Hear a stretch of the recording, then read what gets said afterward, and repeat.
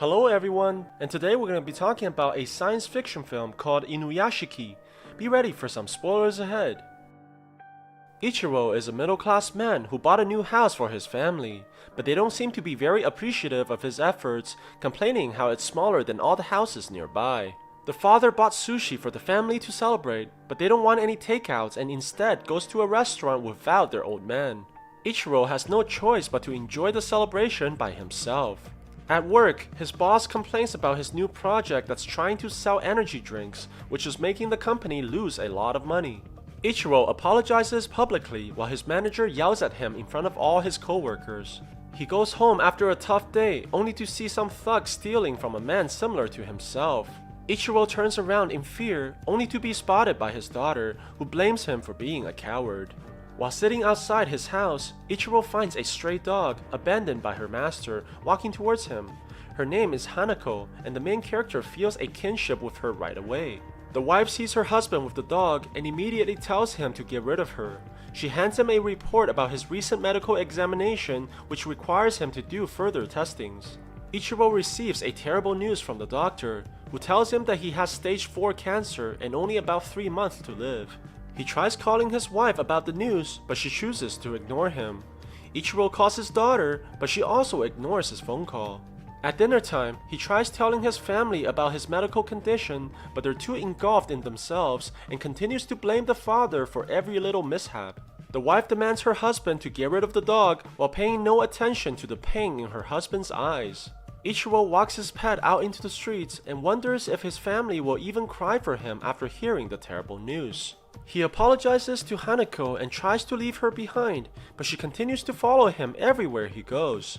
After failing to leave his loyal companion, Ichirō realizes that Hanako is the only thing in this world that cares about him and apologizes profusely for abandoning his friend.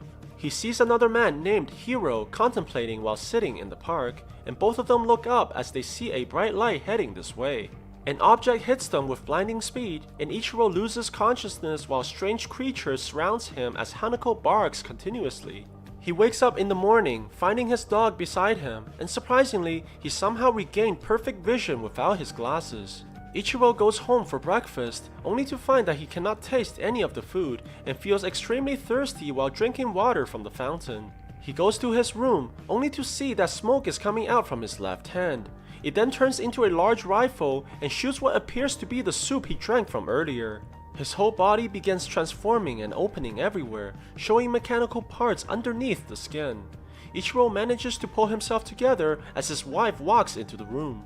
It turns out that Ichirō's daughter, Mary, goes to the same class as Hiro, the man who was with Ichirō last night. He goes to his friend, Choko, and decides to show him the power he obtained from the encounter last night by shooting a bird from the distance with his fingers. Hiro then takes his friend to an underground parking where he demonstrates the ability to control cars with his mind and proceeds to reveal his mechanical body from underneath. At the same time, Ichirō leaves work and sees an injured pigeon on the floor. He holds the animal in compassion and surprisingly is able to heal it to full health and sends it flying again. He hears another voice of suffering from afar and quickly arrives to the hospital where a boy is close to dying from a terminal illness. Ichirō puts his hand on the boy and manages to bring him back to health just like the pigeon. Seeing the mother reunite with her son, he goes off in happiness knowing that he saved someone's life. On the other side, Hiro brings his friend to the bullies and demands that they apologize and give back the money they took. He grabs onto the bully's arm and hurts him until he gets exactly what he wants. Hiro points his finger towards the man, and just before he kills, Choko stops him, telling him it's enough. His apparent bravery catches the attention of a girl named Shion, who confesses to him in the hallway. Hiro thanks her for the compliments and walks away with a smile. We learn that his mother is divorced because Hiro's father left her for another woman. Even though she was betrayed by her ex-husband, she still shows care for his health and wants Hiro to spend time with his father. He goes to their house and spends time eating dinner with their family, but you can see that their happiness only infuriates Hiro from within as he believes that it was stolen from his mother. While playing with his half-brother, Hiro points his finger towards the family and hesitates about pulling the trigger. He eventually stops as he looks at his father and realizes that he still cares for the man despite what he's done. Hiro walks home alone and hears all the happiness from the families nearby. He breaks into one of the houses and proceeds to shoot everyone inside. Ichirō hears this from the hospital after saving more people and rushes to the house where he finds the young girl with a bullet hole on her head. He tries saving her with his power, but realizes that it only works on living creatures. He walks in the living room and sees Hiro standing over the dead bodies. Ichirō recognizes the man from the park earlier, but Hiro attacks him and sends him flying before he can say a single word. He recovers unharmed and rushes out of the house, only to see Hiro flying off into the distance. Choco meets with Hiro and suspects his friend is responsible for the murders that occurred last night, since they all died with gunshots but no bullets. Hiro admits that he killed the family, but justifies this believing that he's a god now. He says that strangers die every day no matter what happens, and they shouldn't feel sorry for the people that they don't even know. Choco refuses to accept this and backs off in fear. He tells Hiro that they can't be friends anymore and runs away from the murderer. Hiro goes home to his mother, and to his surprise, she tells her son that he must live with his father from now on. She explains that she has inoperable cancer and the doctors told her that she won't live much longer. Hiro embraces his mother and cries while swearing that he would never allow her to die. Ichirō goes home and tells his family that he was demoted by the company.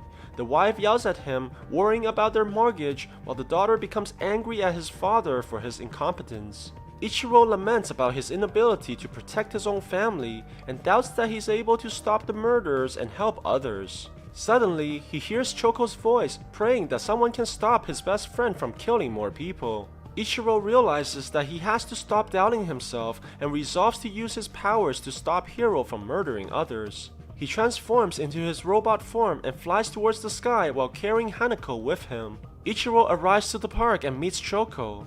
They talk about what happened on that night, and Choco speculates that aliens must have reconstructed both Ichirō and Hiro. He thinks that they both must have the same abilities and decides to train Ichirō based on what he saw Hiro is able to do. They go to a junkyard and Ichirō tries shooting a tin can with his hand. Let's just say that the old man has a lot of training to do before he can even come close to beating his rival. On the other side, Hiro goes to see the doctor with his mother, only to find out that the cancer has fully disappeared from her body, most likely due to her son healing her with his powers. They walk home together, and Hiro tries to convince his mother to enjoy life and go on vacations. He promises that he will make her happy, as her life has been difficult from the beginning. Their happiness don't last, however, when they're visited by a group of police officers demanding to question Hiro about the murders. He runs off immediately while his mother screams for his name. Hiro tosses the police officers around like rag dolls and sprints onto the parking lot. He uses his powers to kill 3 of the officers, while others fire at him with no effects. Hiro jumps down from the stairway and proceeds to fly away from the area. The news of his escape travels quickly through the media, and Hiro quickly becomes a fugitive with nowhere to hide. Luckily, he runs into Shion and she decides to take him in despite his current status. We learn that Shion is living with her grandma, the only relative that she has left. Her parents died of illness years ago, and she doesn't think that she can live long either. Meanwhile, Ichirō finally makes some progress on his training, but gets tired easily from all the exertions. He becomes thirsty again and grabs the energy drink from his company. Choco speculates that the water must fuel their bodies as they become very thirsty after using their weapons. Ichirō begins feeling pain from his body and shoots out the liquid just like he did last time with the soup. Choco quickly realizes that it may be the sodium contents that's causing his body to malfunction, and they may be able to use this to their advantage later. At night, Hiro watches the news about his mother, only to see that everyone is blaming her for what her son did. She apologizes repeatedly, but receives no sympathy from anyone. He falls into tears, realizing that the crimes he committed is now being paid by the person he loves the most in this world. The news then informs him that they found his mother dead in her apartment. Apparently, she killed herself after being pressured by the media. Hiro goes into shock at this realization. He begins reading the comments on the video, only to see everyone cursing at his mother's name. Hiro becomes enraged and uses his powers to hack into the commenters' computers. He begins shooting everyone through their screens, causing widespread mortality across the nation as the people fall dead after looking at their devices. Shion finds Hiro unable to sleep at night and tries to comfort him, but the man tells her that he's responsible for killing all those people. He transforms in front of her and tries to scare her away, but the girl refuses to believe that the man she loves is a killer. Hiro rushes her outside and takes her to the sky, asking Shion if this frightens her, but the only thing that the girl is scared of is if he left. He realizes that she's the only person left in this world who cares about him and promises to protect her and stay with her forever. Hiro is finally able to sleep, and Shion smiles and says that he's very human after all. She goes to the kitchen and feels something beside her.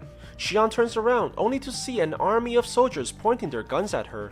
Hiro sees this and grabs her immediately while the soldiers fire continuously at his body. He turns around and retaliates with fury, killing every one of them. When everything settles, he notices that Shion is already dead with multiple gun wounds on her body. Hiro cries at his friend's death and resolves to kill everyone in the country. Ichirō sees the news reports about the recent murders and warns his family to turn off their phones, but none of them listens and proceeds to go out despite the dangers. Mary meets up with her friends while they climb to the top of a high-rise to enjoy the sceneries. Hiro begins broadcasting himself on every single network and tells everyone his intentions of destroying the country in order to avenge his family. No one takes him seriously until he begins shooting at the masses and people are dropping dead everywhere. Everybody panics and runs in chaos, but there is nowhere to hide from his attacks. Ichirō manages to hijack the signal, and Choco tells everyone to throw away their phones in order to prevent the attacks. Without any way to reach the masses, Hiro decides to attack humanity directly by firing numerous missiles at the city and causing explosions everywhere. Ichirō finds Hiro and tries to convince him to stop, but his words fail to reach the young man as he begins chasing Ichirō through the sky. They go through the buildings in the city, and Hiro follows the old man closely. He begins shooting a barrage of missiles, but Ichirō manages to evade them as they explode right behind him. They fly through an underground tunnel, and Ichirō nearly gets hit by the upcoming traffics. As they fly closer to Mary, the father begins hearing her plead for help as her building was struck by one of the missiles. The old man rushes towards his daughter, but gets attacked by Hiro from behind, which stuns his flight system and forces him to crash land on the side of a building. Ichirō tries shooting at the man, but Hiro dodges the attacks and kicks him through the building. They crash into a helicopter and knocks it towards the walls, causing it to explode. They land on a rooftop, and Ichirō continues to beg Hiro to stop killing. The young man takes out a bottle of water and tries to recharge, but Ichirō destroys it. Hiro charges at him and takes the water from the old man. He drinks the whole bottle and continues to fire missiles, sending Ichirō flying into the sky. Hiro chases the old man as they fly further into the atmosphere.